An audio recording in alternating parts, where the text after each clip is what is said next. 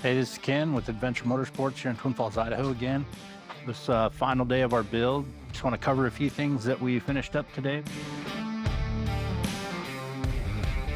We got our particle separator installed here, which basically takes the intake air and separates any dirt particles from it. It really helps extend the life of your air filter. A very handy addition to any off-road riding vehicle.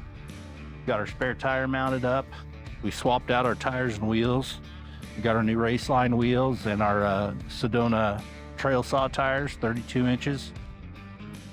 And we also have our trailing arm guards mounted up here to help protect the bottom of your trailing arm. So we'll head up to the front and I'll show you the winch that we put on. So we have our KFI winch. We mounted up here on the bumper. These are pretty nice. Because the KFI winch, they come with a remote cable that you can use from outside the vehicle, as well as a dash mounted switch that you can control it with while you're inside the vehicle.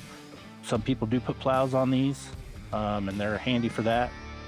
And the KFI winch comes with a little bump stop to help you take up some tension so you don't end up snapping your cable. This is a 4,500 pound winch. That's about the minimum rating that I would recommend on a side-by-side of this size. So now that we're finished up with our build, we're gonna pull it out of the shop and we'll move it up to the showroom floor. If you want to see the customer's reaction, be sure to follow us and check out our next video.